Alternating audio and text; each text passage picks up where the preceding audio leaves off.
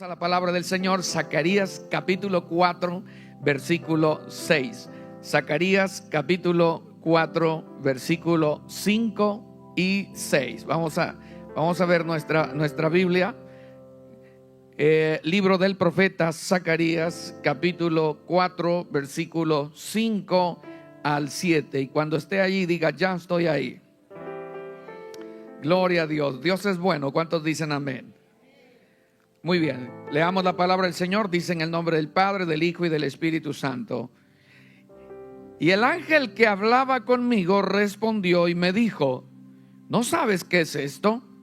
Y dije: no, Señor mío. Entonces respondió y me habló diciendo: esta es palabra de Jehová a Zorobabel, que dice: no con ejército ni con fuerza, sino con mi espíritu, ha dicho Jehová de los ejércitos. ¿Quién eres tú, oh gran monte? Delante de Zorobabel serás reducido a llanura. Él sacará la primera piedra con aclamaciones de gracia, gracia a ella. Una vez más vamos a leer el último verso juntos. Dice: ¿quién eres tú, oh gran monte? Delante de Zorobabel serás reducido a llanura.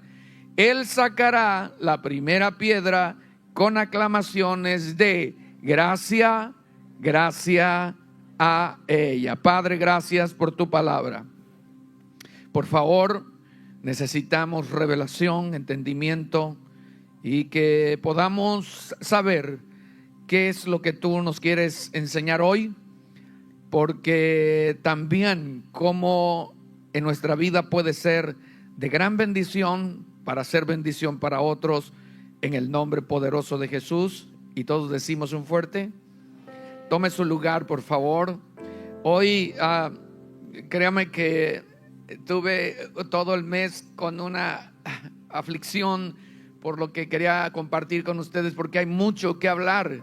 Y yo sé que en los últimos meses o en el último año que ha estado corriendo, han venido muchas cosas, muchos cambios alrededor del mundo, geopolítico, atmosférico, espiritual, económico, educativo, etcétera, etcétera.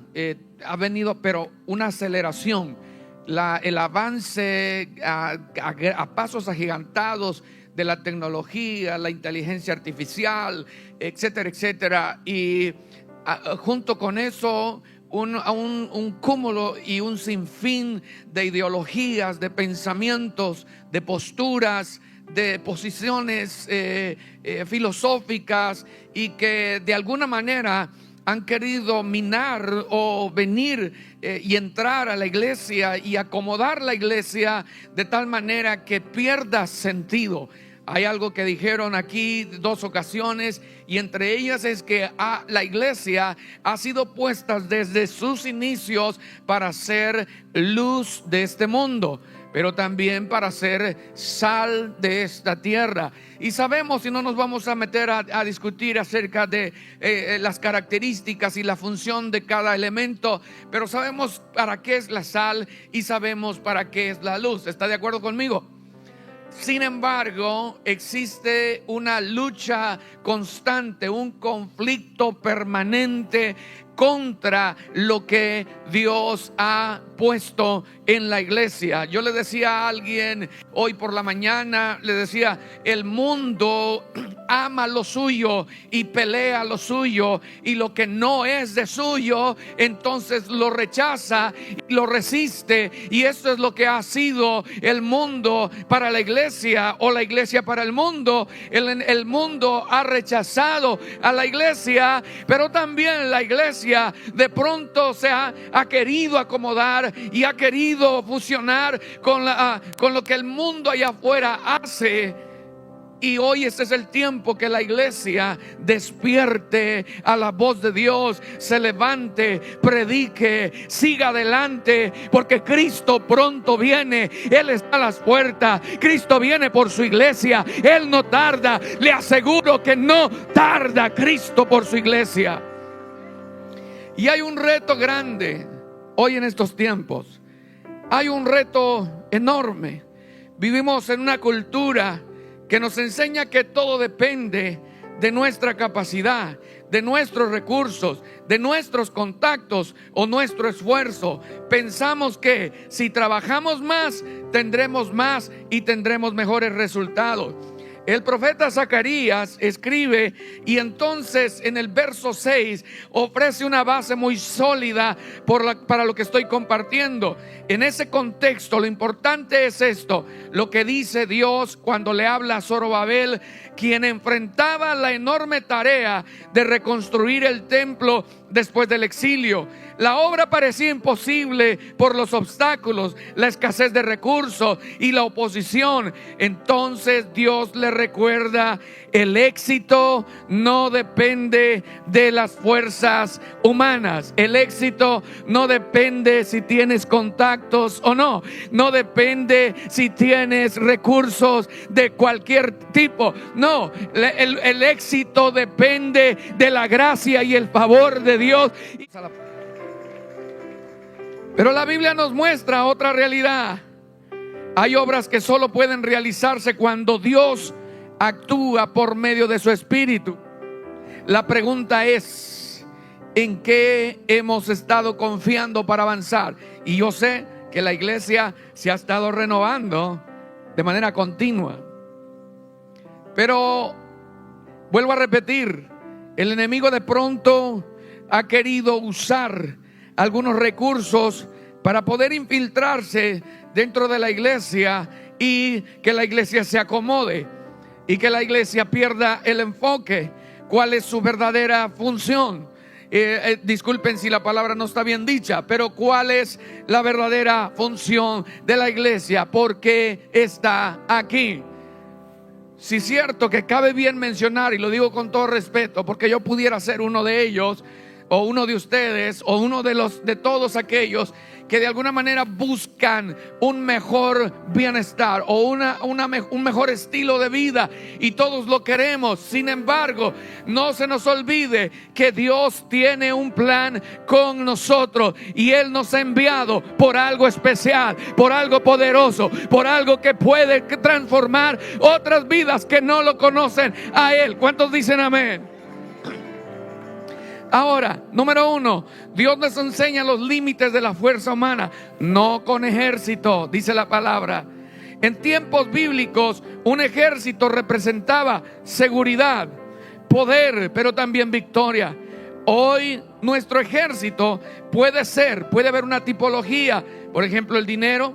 Si tienes, estás contento. Si no tienes, no tanto. Los estudios, tal vez. Hoy por hoy estamos viendo cómo Dios ha permitido que haya lugares donde hay generaciones que están académicamente o secularmente estén preparadas. Pero eso no es todo. No hemos venido para hacer una vida holgada y disfrutar una vida holgada. Es parte importante que no se nos olvide, es seguir predicando a Cristo. Es seguir llevando el evangelio a los que lo necesitan. Es seguir haciendo discípulos. Es seguir llevando a la gente al conocimiento pleno de las Escrituras, y que sean ellos transformados para que a su vez sean otros transformados. ¿Cuántos alaban? También puede ser la experiencia, también pueden ser los talentos, la influencia, la tecnología. Todas estas cosas pueden ser útiles, pero no pueden reemplazar a Dios. El Salmo capítulo 20 verso 7 dice: estos confían en carros, aquellos en caballos, mas torre fuerte. En el nombre de Jehová nuestro Dios tendremos memoria. ¿Cuántos dicen amén? Proverbios capítulo 21 verso 31 dice: el caballo se alista para el día de la batalla, mas Jehová es el que da la victoria. La iglesia no crece, no se expande únicamente por estrategias. Una familia no se restaura solo por un esfuerzo humano. Un corazón no se transforma solo por argumentos. Necesitamos el poder de Dios. Necesitamos la unción que viene del cielo. Necesitamos la gloria divina para que un corazón sea cambiado. ¿Cuántos alaban? Número 2, Dios también limita nuestra propia fuerza, porque dice ni con fuerza. La palabra fuerza habla del poder personal, la capacidad que uno tiene, del esfuerzo individual. Muchas veces queremos resolver muchas cosas nosotros por nuestra fuerza, y a veces nos sale, como decimos en México, el tiro por la culata, porque pensamos que la dominábamos y resulta que nos equivocamos. Necesitamos a Cristo, necesitamos a Dios. Por eso Jesús le dijo: no se vayan de Jerusalén hasta que seáis investidos. Hay quienes inician un negocio, hay quienes inician un ministerio, hay quienes cualquier emprendimiento en sus propias fuerzas, porque ya tienen un estudio de mercadeo, porque ya tienen qué sé yo, y dice: no, la voy a hacer, y dejan a Dios a un lado, y después dicen: no funcionó, no sabemos, no es el tiempo, quizás no fue el lugar, quizás empezamos a estudiar por qué no. Hay que preguntarnos si Dios estaba primero ahí. Señor, lo que usted haga, Dios tiene que ir primero. Ponga su mano en el corazón y diga: todo lo que yo haga, Dios primero, delante de mí. ¿Cuántos lo creen? Denle un aplauso fuerte al Señor. Moisés no pudo liberar al pueblo solo. David no venció a Goliat por su fuerza. Pedro no pudo mantenerse firme, confiado en sí mismo. Pablo entendió esta gran verdad y por eso escribió en 2 Corintios 12:9: bástate mi gracia, porque mi poder se perfecciona en la debilidad. Dios permite que reconozcamos nuestros límites para depender cada vez más de Él. Reconoce hasta dónde puedes y hasta dónde no, y deja a Dios que haga el resto, porque cuando Él interviene hay una gran victoria y hay algo poderoso que sucede. Número 3, el Espíritu Santo hace posible lo imposible. Por eso nuestro apóstol escribió ahí: no limites ¿qué? Lo ilimitado. Porque sabe, cada uno de nosotros sabemos que ¿habrá algo imposible para Dios? Pregúntale al que está cerca de ti: ¿habrá algo imposible para Dios? Por supuesto que no. Él todo lo puede. ¿Cuántos dicen amén? Por eso dice en este punto 3: el Espíritu Santo hace posible lo imposible. Y entonces el Señor dice en su palabra: no es con ejército, no es con fuerza, sino con mi espíritu. Y aquí está la médula de este sermón hoy en esta noche. Primero, el Espíritu Santo, ¿qué hace? Nos da poder, nos da dirección, convence de pecado, fortalece a nuestras vidas, nos capacita para servir. Y ¿sabe qué? Algo más, produce fruto. Un fruto que permanece, que se mantiene ahí. Que cuando entendemos que como seres humanos somos débiles y podemos batallar en muchas cosas, el fruto del Espíritu se hace evidente y nos permite estar sostenidos en sus manos. ¿Cuántos dicen amén? Dele un aplauso fuerte al Señor y a su nombre. Hechos capítulo 1 verso 8: pero recibiréis poder cuando haya venido sobre vosotros el Espíritu Santo. Los discípulos tenían algunos años ya con Jesús, conocían las Escrituras, habían visto milagros, pero Jesús les dijo: todavía no se salgan. ¿Por qué? Tenían la evidencia, tenían el testimonio, pero les faltaba algo. Algunos tal vez hemos visto cosas gloriosas que Dios ha hecho. Mire, aquella familia dice que había algunos hijos de un tal Ezeba, ¿verdad? Que andaban eran exorcistas, ambulantes. No me imagino cómo andaban. Quiere que le saque un demonio, le cobro 10 shekels, ¿verdad? Ofreciendo sus servicios. No sé cómo lo hacían. pero se les ocurre ir a orar por alguien, a liberar a alguien, y entonces oyeron por ahí una fórmula que tal vez estaba funcionando y dijeron: os conjuramos por el nombre de Jesús que predica Pablo. Hermanos, la iglesia ha visto las cosas asombrosas que Dios ha hecho, pero nunca se nos olvide que las cosas que Dios hace, y para que sigan sucediendo, necesita haber rodillas dobladas, necesita haber comunión, necesita haber intimidad con el Espíritu Santo, necesita haber humildad de corazón, nobleza de corazón, un corazón listo para recibir lo que Dios tiene. ¿Cuántos dicen amén? Y entonces la palabra del Señor, el Señor Jesús les dijo: no se vayan de Jerusalén. ¿Por qué? Porque necesitaban ser investidos de poder de lo alto. Ahora, lo que el Espíritu Santo puede hacer cuando el Espíritu Santo obra en nuestras vidas: número uno, ya lo dijeron aquí, los corazones cambian, las familias son restauradas. Por eso este ministerio, uno de los eslogans que tiene es: restaurados para restaurar. Porque Dios nos ha llamado para restaurar a otros. Si quizás hay quienes no han pasado por crisis en su matrimonio o en su familia, todo ha estado bien, no importa, necesitas experimentar lo que Dios puede hacer para que entonces restaures a otros, para que bendigas a otros.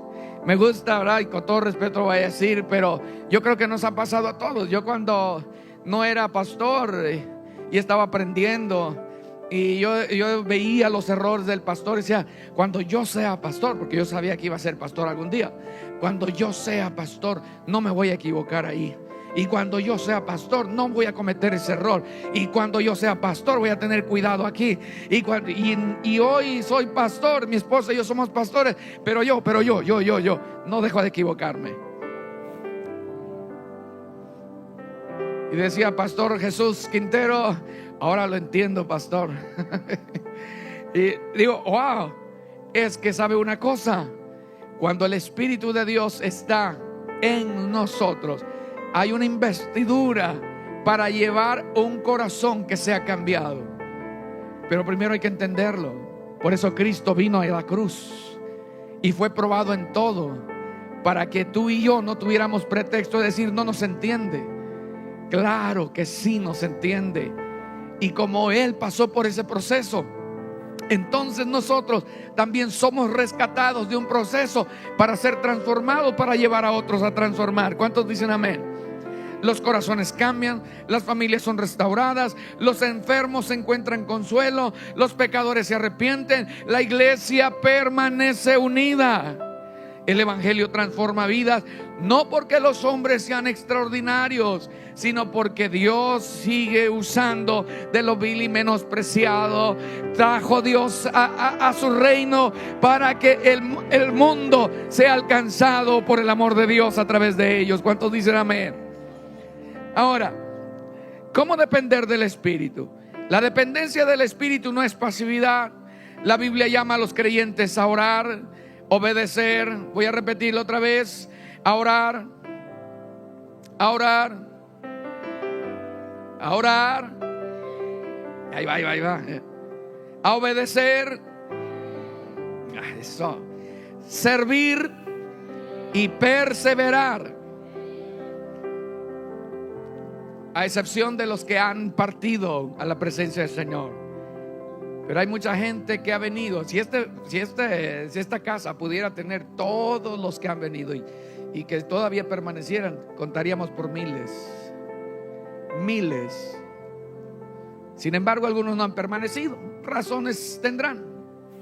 Sin embargo, los que han permanecido, créanme, hay una bendición que Dios ha preparado para sus vidas, no solamente por la permanencia, sino por la lealtad, por la fidelidad, porque eso es un valor de honra y es un principio que Dios ha establecido para bendecir a su casa. ¿Cuántos dicen amén? Ahora, Perseverar, servir y perseverar mientras reconocen que el fruto de la obra pertenece a Dios. Orando constantemente, viviendo en obediencia, alimentándose siempre de la palabra, buscando la dirección de Dios antes de actuar, sirviendo con humildad, dando a Dios la gloria por los resultados. Déjame decirte algo. Quizá hoy, yo no sé, no conozco tu vida, pero quizá hoy estés enfrentando una montaña de situaciones que requieren que le des el lugar a Dios para que actúe a tu favor. Y algunas de esas montañas pueden ser un matrimonio en crisis, un hijo lejos de Dios, un ministerio difícil, posiblemente una enfermedad, o simplemente una iglesia que necesita renovarse. Necesitamos, todo mundo, entender la necesidad de ser renovados. No os conforméis a este siglo, sino transformaos por medio de la renovación de vuestro entendimiento, para que comprobéis cuál es la buena, agradable y perfecta voluntad de Dios. Como iglesia hay una visión, hay un plan, hay un propósito, hay algo de parte de Dios grande. Y yo siempre, cada vez que tengo oportunidad de recordar esta visión, un árbol grande, frondoso, las aves haciendo nido, los animales del campo debajo tomando sombra, y era una visión profética para esta casa. Y esta casa se ha hablado, ¿verdad?, de ser como ese árbol frondoso, y yo lo creo. Y yo lo creo.